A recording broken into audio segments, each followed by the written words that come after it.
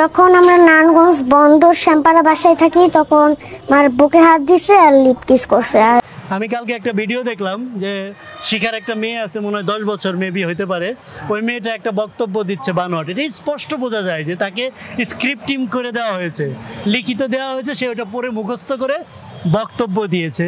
একটা 10 বছরের মেয়ে বুঝবে কি যে তাকে রেপ করতে আসছে না দর্শন করতে আসছে? তার শরীরে স্পর্শ দিলে তো কোনো প্রকার সারা জাগে না, সে কিভাবে বুঝলো যে তাকে অবৈধ?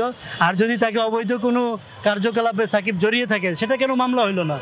রক্ষক যখন ভক্ষক হয় তখন কিন্তু আসলে বেঁচে থাকাটাই দায়।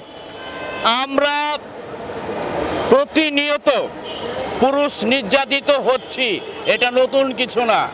এই দেশে নারী নির্যাতন আইন রয়েছে বলেই কি পুরুষের বিশেষ অঙ্গ হানি করবে?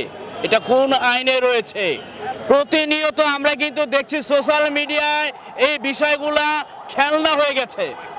যদি একটা আঙুল কাটার অপরাধ যদি হয়ে থাকে 5 বছর, তাহলে পুরুষের বিশেষ অঙ্গ কাটার সেই শাস্তি কি 5 বছর হবে? এটা কখনোই হতে পারে না।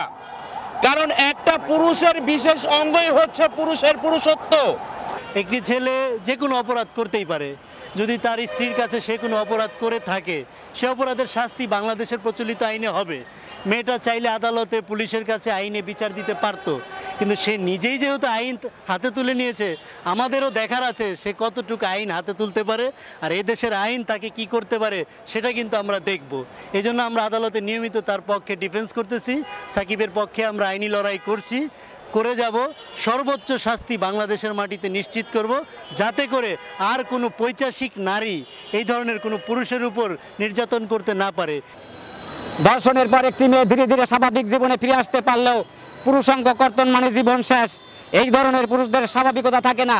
তাই ধর্ষণের শাস্তি মৃত্যুদণ্ড হলে পুরুষাঙ্গ কর্তনের শাস্তি কি হওয়া উচিত? মৃত্যুদণ্ড তো তাদের জন্য কম হয়ে যায়। আর রাষ্ট্র তাদের কি শাস্তি দেবে, কোন আইনে দেবে? নারীদের শাস্তির জন্য তো নির্দিষ্ট কোনো আইনে তৈরি হয়নি।